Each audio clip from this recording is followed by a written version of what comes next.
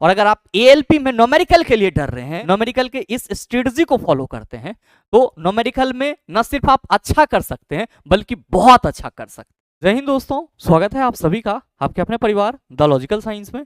मैं हूं आलोक सिंह आतीश और उम्मीद करता हूं आप सभी अच्छे होंगे। मेरे मित्र, थंबनेल से आप सबको पता चल गया होगा कि आज के इस वीडियो सेशन में हम लोग किस टॉपिक पे बात करने वाले हैं। जी हाँ, बिल्कुल सही सोच रहे हैं और सही पढ़े हैं कि आज के इस वीडियो सेशन में हम लोग डिस्कस करने वाले हैं आगामी एएलपी एंड टेक्नीशियन एग्जाम के लिए न्यूमेरिकल की क्या रणनीति होनी चाहिए और न्यूमेरिकल को किस तरह से फोड़ा जाए।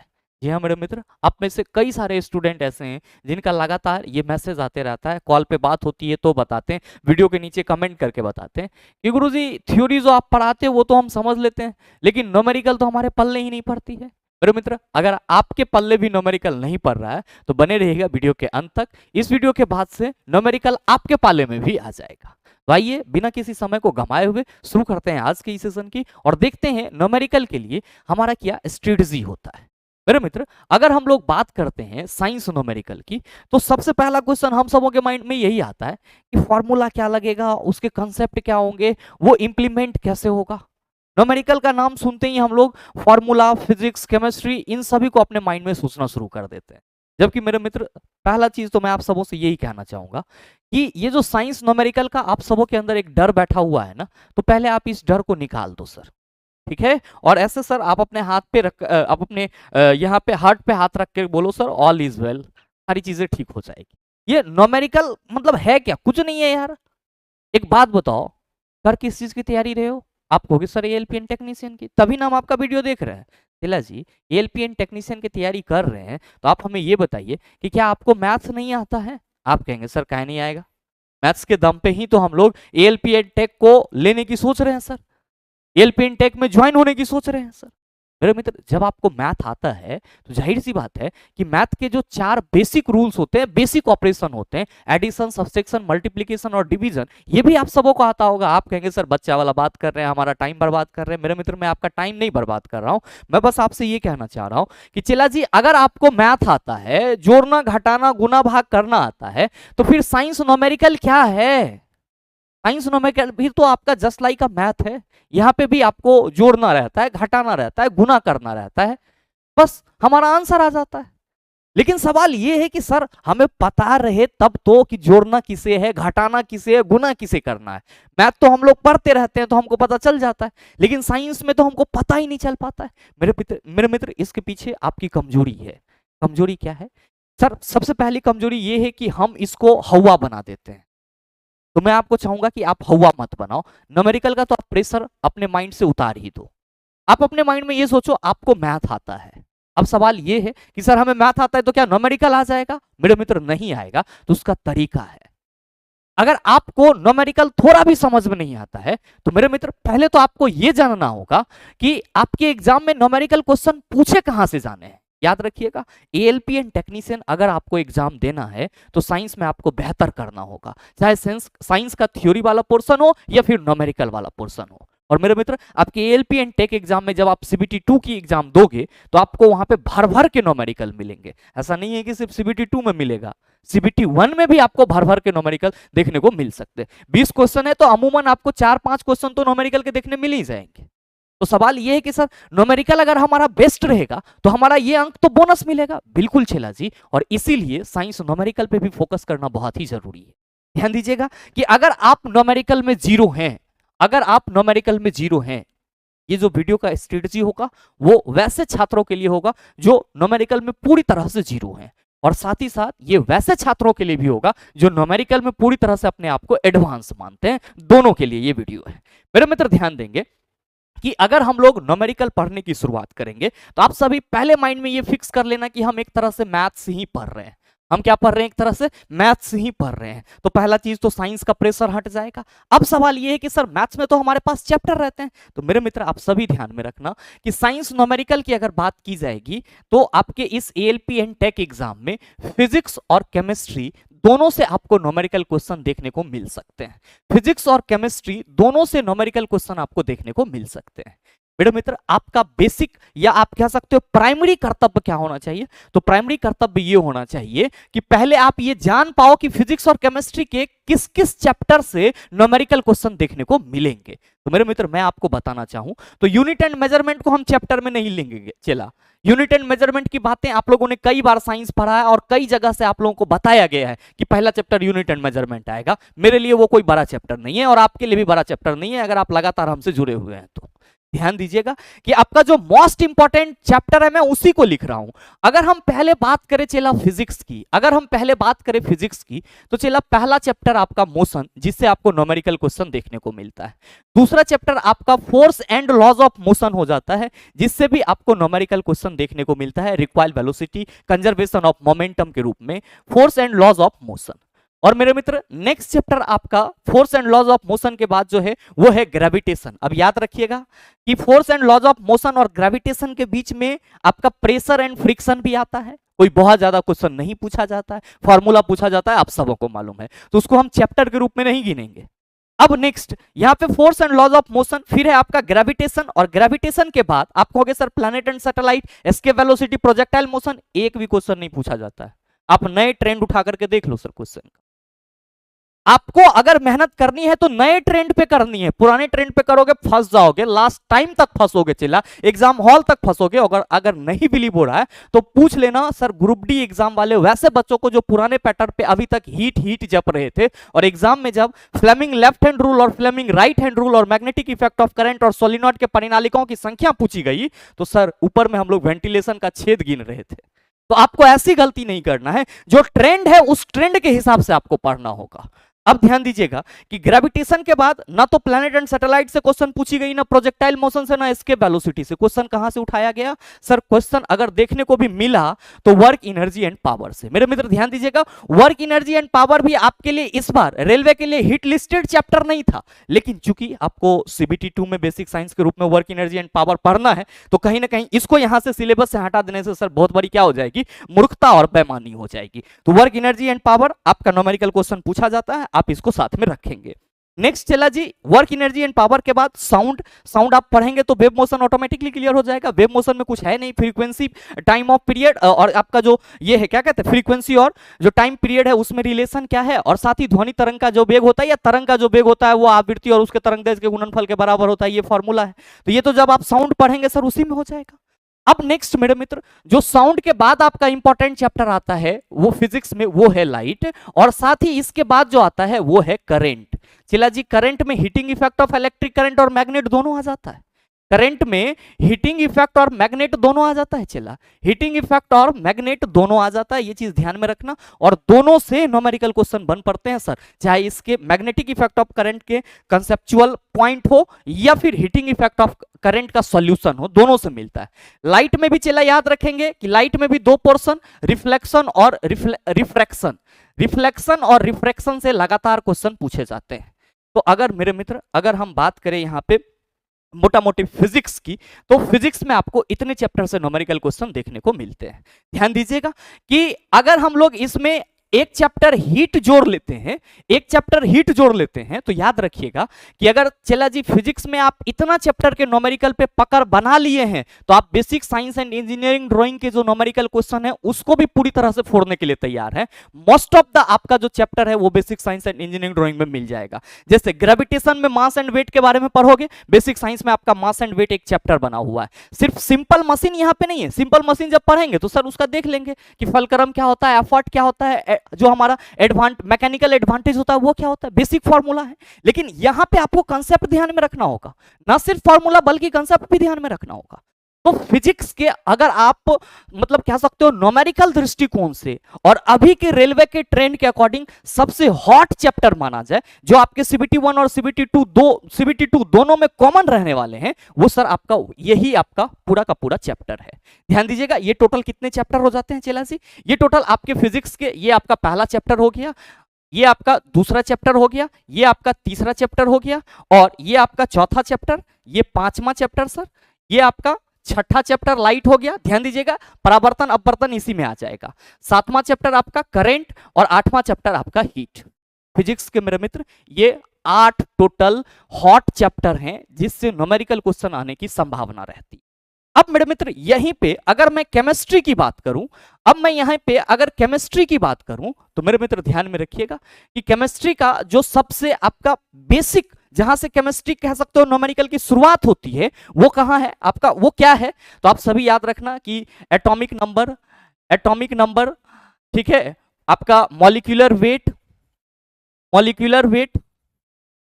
ठीक है, एलिमेंट परसेंटेज एलिमेंट, कुछ भी कह सकते हो सर, ठीक है, एटॉमिक नंबर, मॉलिक्यूलर नंबर, और फिर मॉलिक्यूलर वेट, फिर आपका फॉर्मूला यूनिट मास, बहुत बेसिक टॉपिक है सर, और ये सब आपको मालूम होगा। और उसके बाद जो है हिट लिस्टेड चैप्टर के रूप में सर मोल कंसेप्ट, और मोल कंसेप्ट के बाद जो है आपका सॉल्यूशन में आपका सांद्रण वगैरह निकालने के लिए बहुत ही इंपॉर्टेंट हो जाता है। और सॉल्यूशन के बाद जो है आपका वैलेंसी इंपॉर्टेंट हो जाता है, वैलेंसी निकालने आपको आना चाहिए। और साथ में वैलेंसी निकालने के बाद जो है एटॉमिक स्ट्रक्चर के कुछ पॉइंट, एटॉमिक स्ट्रक्चर, परमाणु संरचना से संबंधित कुछ कंसेप्ट। आप कहेंगे परमाणु संरचना से संबंधित न्यूमेरिकल क्वेश्चन क्या मिलेगा?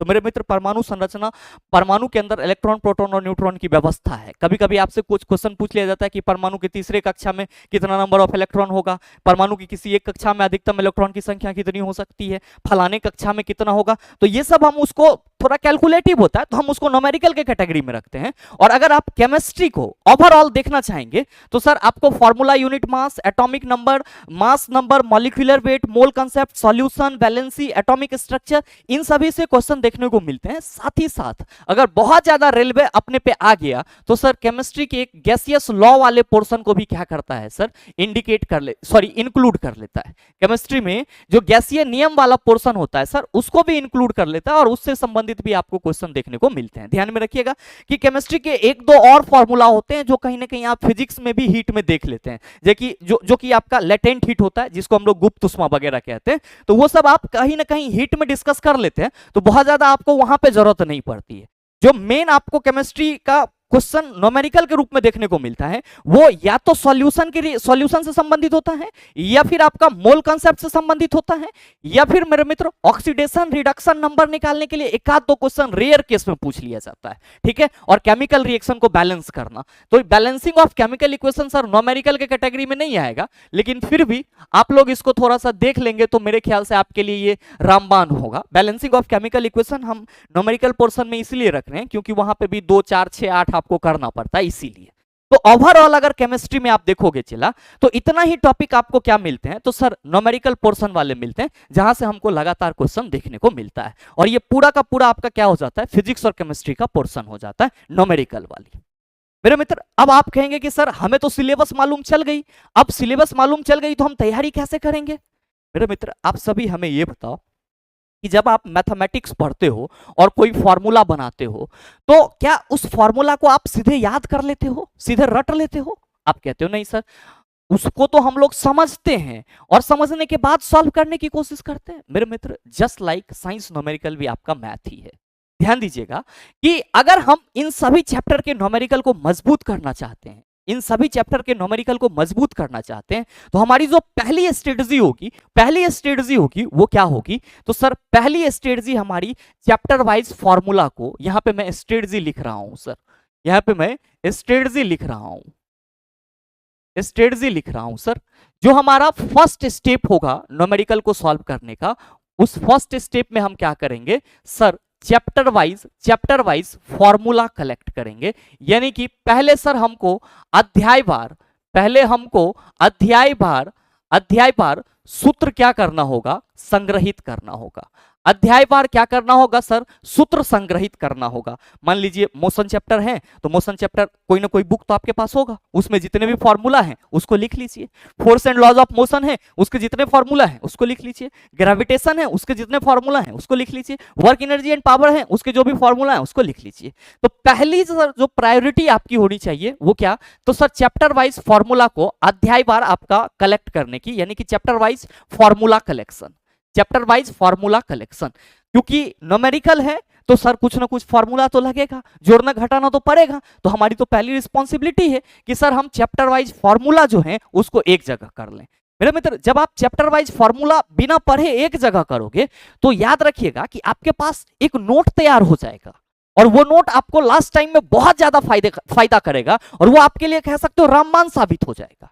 आप कहोगे चलो सर फर्स्ट स्टेप में हमने चैप्टर वाइज फॉर्मूला कलेक्ट कर लिया, मेरे मित्र सेकेंड स्टेप में क्या करना है, तो सर सेकेंड स्टेप में आपको अगर आप न्यूमेरिकल अपने से पढ़ रहे हैं तो, अगर किसी टीचर से पढ़ रहे हैं तो वो तो आपको चैप्टर वाइज पढ़ाएंगे ही, लेकिन मैं वैसे स्टूडेंट को कहना चाह रहा हूं कि सर हम बेसिक से सीखना चाहते हैं, उसके लिए ये तरीका है कि आपने पहले फॉर्मूला कलेक्ट कर लिया, अब सेकेंड स्टेप में क्या करना है, तो सर सेकेंड स्टेप में फॉर्मूला का अनुप्रयोग करना है, फॉर्मूला का अनुप्रयोग करना है, यानी कि इंप्लीमेंटेशन करने सीखना है, इंप्लीमेंटेशन करने सीखना है। चला आप कहोगे सर बिना जाने हम कैसे इंप्लीमेंटेशन करेंगे, तो चला जी क्वेश्चन पढ़े आता है ना, आप कहेंगे बिल्कुल आता है सर। तो क्वेश्चन जब पढ़ने आता है तो आपको सॉल्यूशन भी वहां पे दिया हुआ रहता है, आप क्वेश्चन के सॉल्यूशन को देख के नहीं सीख सकते हैं कि यहाँ पे बल किसको बोला जा रहा है, त्वरण किसको बोला जा रहा है, सूर्य क्या है, आपका चंद्रमा क्या, नहीं सीख सकते हैं। आप कहेंगे बिल्कुल, आप कहिएगा सॉल्यूशन वाला बुक कहाँ मिलेगा। चला ध्यान देना कि अभी जो आपके एग्जाम में क्वेश्चन पूछे गए हैं that's are fully depend on the syllabus of NCERT class 9th and 10th। मैं बार बार बोल रहा हूं कि जो रेलवे ने अपना पैटर्न चेंज किया है, इसमें mostly question NCERT class 9th and 10th से उठा रहा है, डिट्टो क्वेश्चन एग्जांपल सहित उठा रहा है।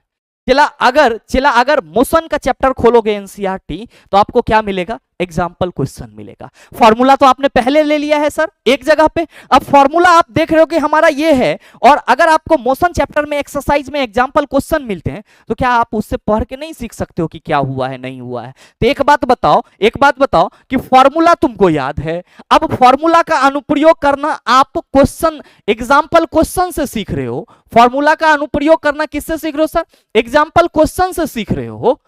तो आप बताओ कि फॉर्मूला में कौन सी राशि दी हुई है और क्या निकालना है, आपको नहीं आएगा, आप कहेंगे बिल्कुल आएगा। अब मेरे मित्र ध्यान देना कि ये दोनों चीज चैप्टर वाइज फॉर्मूला कलेक्शन और फॉर्मूला का अनुप्रयोग अगर आप कर लेते हो तो आप याद रखिएगा कि आपका जो बेसिक न्यूमेरिकल कांसेप्ट है, आपका जो बेसिक न्यूमेरिकल कांसेप्ट है चला वो पूरी तरह से क्या हो जाएगा, क्लियर हो जाएगा। बेसिक न्यूमेरिकल कांसेप्ट पूरी तरह से क्लियर हो जाएगा। ध्यान रखिएगा कि ये जो आप एग्जाम्पल बनाएंगे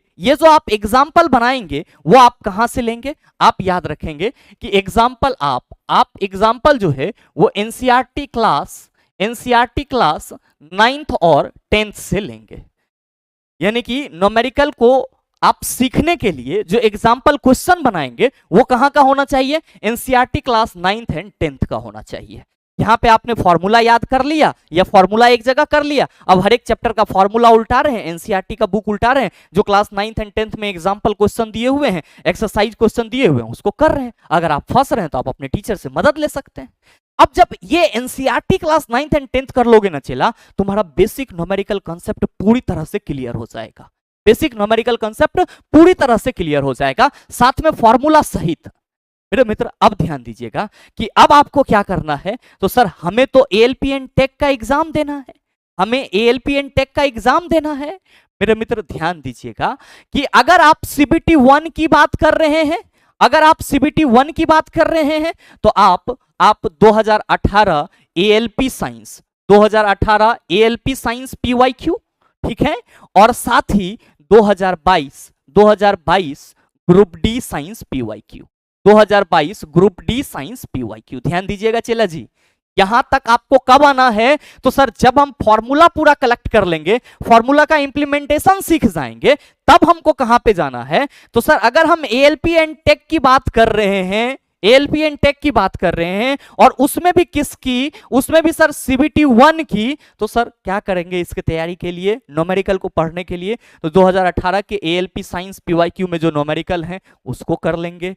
सर 2022 ग्रुप डी 2022 में जो आपका साइंस पीवाईक्यू है उससे संबंधित जो न्यूमेरिकल क्वेश्चन है उसको कर लेंगे।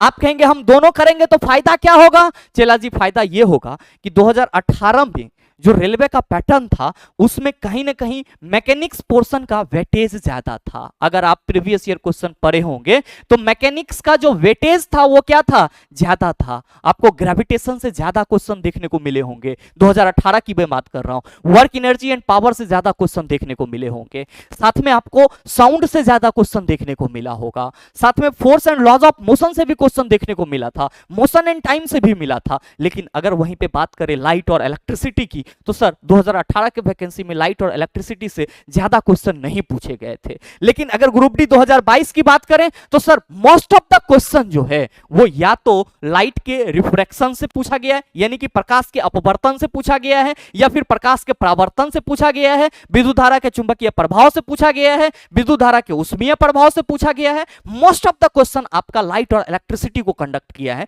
चाहे वो न्यूमेरिकल क्वेश्चन है या फिर थ्योरेटिकल क्वेश्चन है। तो मेरे मित्र आपको 2018 और 2022 इस दोनों से क्या होगा, तो सर अगर ये वाला क्वेश्चन 2018 वाला एएलपी वाला क्वेश्चन अगर हमारे मैकेनिक्स को मजबूत करता है तो 2022 डेफिनेटली चला जी आपका जो लाइट और इलेक्ट्रिसिटी वाला पोर्शन है, लाइट प्लस इलेक्ट्रिसिटी वाला पोर्शन है, उसको मजबूत कर देगा। और मेरे मित्र पूरे साइंस न्यूमेरिकल में अगर आप देखने की कोशिश करोगे तो आपका मेन चैप्टर जो है यही है, छठा नंबर लाइट और सातवां नंबर करंट। इससे आपको भर भर के क्वेश्चन देखने को मिलेंगे। और अगर ग्रुप डी 2022 वाला हो जाता है चलो सारा क्वेश्चन क्लियर, तो समझो ई वाला पॉइंट तुम्हारे हाथ में है, और एएलपी 2018 वाला सारा न्यूमेरिकल क्लियर कर लेते हो तो ये पूरा पॉइंट तुम्हारे हाथ में है।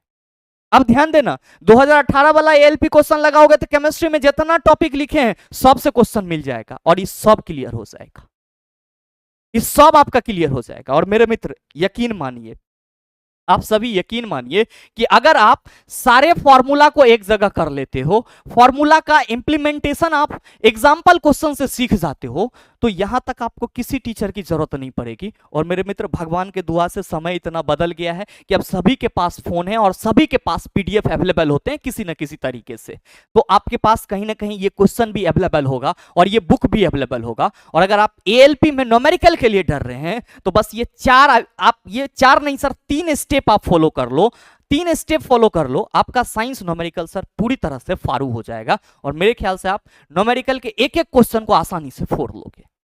लेकिन ये कब होगा, तो सर जब सारे चैप्टर का फॉर्मूला हमारे हाथ में होगा, फॉर्मूला का उपयोग कैसे होता है ये चीज हमारे हाथ में होगा, और साथ में 2018 और 2022 का न्यूमेरिकल पीवाईक्यू हमारे हाथ में होगा, तो हम सर रेलवे के सभी न्यूमेरिकल क्वेश्चन को आसानी से कर सकते हैं। तो अगर आप वाकई में न्यूमेरिकल बनाना सीखना चाहते हैं बिना किसी टीचर के मदद लिए हुए, तो मेरे मित्र ये आपका तरीका बेस्ट हो सकता है। अब ध्यान दीजिएगा कि जो जीरो से शुरुआत कर रहे होंगे उसको तो लग रहा होगा कि कहीं ना कहीं ये जरूरी है, और जो 4-5 साल से तैयारी कर रहे होंगे मैंने उनको भी रोका था कि आपको भी रुकना है, आपके लिए भी बेस्ट होगा। इसीलिए कि चला 4-5 साल से तैयारी तो कर रहे हो, उसमें आप तैयारी में क्या कर रहे हो, तो सर जो पीवाईक्यू है, जो अलग अलग कंसेप्ट है, हम उसके सारे क्वेश्चन को डील करने की कोशिश कर रहे हैं। लेकिन जो मूल चीज है एनसीईआरटी, उसको तो ईमानदारी से आप हमें कमेंट करके बताना क्या अभी तक एनसीईआरटी के एक एक एग्जाम्पलर क्वेश्चन, एक एक एक्सरसाइज क्वेश्चन, इन सबको आपने कंप्लीटली बैठ के करा है? आपका जवाब आएगा नहीं। तो मेरे मित्र अगर आप न्यूमेरिकल में बहुत एडवांस हैं और आपको लगता है कि आप करने की जरूरत नहीं है, तो एक बार एएलपी एंड टेक्नीशियन एग्जाम के पर्पस से, एक बार अपने भविष्य के पर्पस से एनसीईआरटी 9th एंड 10th के सभी न्यूमेरिकल क्वेश्चन को जरूर कर लें। आपका भविष्य उज्जवल होगा, इसमें हमारा कुछ नहीं जाए। इसीलिए मैंने बोला था जिनको जीरो से शुरू करना है और जो एडवांस लेवल पे हैं, दोनों को ये वीडियो के सर जो स्ट्रेटजी है उसको फॉलो करना चाहिए। एडवांस वाले बच्चों का एनसीईआरटी का कांसेप्ट क्लियर हो जाएगा, और जो पूरी तरह से जीरो हैं उनका क्या होगा, तो सर बेसिक से एडवांस लेवल का जो एक रास्ता होता है वो पूरी तरह से कॉन्फिडेंस से भरा हुआ क्या होगा सर, आगे बढ़ने के लिए तैयार रहेगा। और मेरे मित्र अगर आपका नींव मजबूत होता है तो आप उस पर महल बना सकते हो। तो मेरे ख्याल से आप सभी न्यूमेरिकल की क्या स्ट्रेटजी होनी चाहिए फिजिक्स और केमिस्ट्री के लिए उसको बखूबी समझ पाए होंगे। ध्यान दीजिएगा कि ये अध्यायवार सूत्र संग्रहित करना, फॉर्मूला का अनुप्रयोग करना, ये सारी चीज आप केमिस्ट्री के लिए भी करेंगे। केमिस्ट्री में भी आपको अगर गैसियस लॉ की बात करेंगे तो कुछ नियम पढ़ने होते हैं, मोल कंसेप्ट की बात करेंगे तो यहाँ पे भी कुछ फॉर्मूला का इंप्लीमेंटेशन होता है, वो करना होता है। फिर आपका सॉल्यूशन है, इसमें भी फॉर्मूला देखने को मिलता है, वैलेंसी निकालने के लिए आपको सीखना पड़ता है। तो यहाँ पे भी आपको मेहनत करनी पड़ेगी सर। मॉलिक्यूलर वेट निकालने आना चाहिए, एटॉमिक नंबर, एटॉमिक मास, ये सारा निकालने आना चाहिए। तो कहीं ना कहीं ये भी आपका एक महत्वपूर्ण आप कह सकते हो रोल प्ले करता है। और अगर आप चाहोगे इसको करने के लिए तो मेरे मित्र आपके पास बेस्ट बुक अवेलेबल है, NCERT class 9th and 10th enough है। अभी जब तक वैकेंसी नहीं आती है, आप न्यूमेरिकल को फोड़ना चाहते हो, ये तरीका अपना लो, पछताना आपको नहीं पड़ेगा। और साथ ही मेरे मित्र आप सभी एक और चीज ध्यान में रखना कि यहां पे अगर आप न्यूमेरिकल के लिए ये फॉर्मूला वगैरह कलेक्ट करते हो, फॉर्मूला वगैरह को संग्रहित करते हो, तो ना सिर्फ वो फॉर्मूला आपको न्यूमेरिकल क्वेश्चन बनाने में मदद करेगा, बल्कि उस फॉर्मूला से अगर क्वेश्चन पूछे जाते हैं तो आप उसका जवाब आसानी से दे सकते हो। तो फॉर्मूला आपके माइंड में कितना उपयोगी है ये आप क्वेश्चन के पैटर्न को देख करके अंदाजा लगा सकते हो। और ध्यान में रखेंगे कि 2018 का जब क्वेश्चन करेंगे तो केमिस्ट्री के भी जो भी पोर्शन है उन सभी के न्यूमेरिकल क्वेश्चन आपको देखने को मिलेंगे। मेरे मित्र उम्मीद करते हैं कि अगर आप सभी न्यूमेरिकल के इस स्ट्रेटजी को फॉलो करते हैं तो न्यूमेरिकल में न सिर्फ आप अच्छा कर सकते हैं बल्कि बहुत अच्छा कर सकते हैं। और साथ ही आपकी जानकारी के लिए बताना चाहूंगा कि अगर आप में से कोई भी मित्र स्पेशल फिजिक्स पढ़ना चाहते हैं तो आप सभी जुड़ सकते हैं हमारे साथ physics the game changer batch में। Physics the game changer batch में ध्यान में रखिएगा कि इस बैच में आपको थ्योरी प्लस न्यूमेरिकल दोनों करवाया जाएगा, चैप्टर वाइज होगा। और साथ ही बताना चाहूंगा कि ये बैच आपका शॉर्ट टर्म का होगा, यानी कि आपको अगर एक बार फिजिक्स को अच्छे से पढ़ना है, फिजिक्स की थ्योरी और न्यूमेरिकल पोर्शन को, तो कम समय में आप इस बैच में आकर के पढ़ सकते हो। ध्यान में रखेंगे कि short term course, long term validity, इसकी जो वैलिडिटी होगी वो कितने दिन की होगी, तो सर ये वैलिडिटी 1 साल की होगी। और मेरे मित्र 1 साल किसी भी सब्जेक्ट को कंप्लीट करने के लिए बहुत ज्यादा होता है अगर आप अच्छे से पढ़ाई कर रहे हो तो। ध्यान में रखिएगा कि इस बैच में आपको क्लास नोट्स मिलेंगे, साथ ही साथ एनसीईआरटी के ऑल ऑब्जेक्टिव एमसीक्यू मिलेंगे, उसका पीडीएफ, और साथ ही एनसीईआरटी एग्जाम्पलर पीडीएफ भी मिलेगा। और वैलिडिटी तो मैंने आपको बता ही दिया। और बैच प्राइस आप सभी देख पा रहे होंगे। और साथ ही अगर आपको इस बैच से संबंधित किसी अन्य तरह की जानकारी लेनी हो तो चेला जी आप 9065 970477 पे कॉल करके अन्य जानकारी प्राप्त कर सकते हैं। साथ ही आपकी जानकारी के लिए ये भी बताना चाहूंगा कि ये बैच आपको कहां पे मिलेगा, ये हमारे एप्लीकेशन द लॉजिकल साइंस पे मिल जाएगा। और ये द लॉजिकल साइंस एप्लीकेशन आपको कहां मिलेगा, गूगल प्ले स्टोर पे मिल जाएगा। तो वहां पे जाकर के आप सर्च करके द लॉजिकल साइंस ऐप को अपने फोन में इंस्टॉल कर सकते हैं। और वहां पे रजिस्टर होने के बाद आप उस एप्लीकेशन में जाएंगे तो ये बैच आपको मिल जाएगा। मेरे ख्याल से आप सभी बातों को बखूबी समझ पाए होंगे। और साथ ही उम्मीद करते हैं कि ये वीडियो आपको अच्छा लगा होगा। और अगर आपको वीडियो अच्छा लगा तो वीडियो को लाइक कीजिएगा, ज्यादा से ज्यादा शेयर कीजिएगा। और हाँ, अगर आप चैनल पे नए हैं तो सब्सक्राइब करके बेल आइकन दबा लीजिएगा ताकि इस तरह के एग्जाम रेलेवेंट वीडियो का नोटिफिकेशन सबसे पहले आपके पास पहुंचे और आप उसको सबसे पहले देख पाओ। मिलते हैं फिर अगले वीडियो सेशन में, तब तक के लिए best of luck, thank you, have a nice day.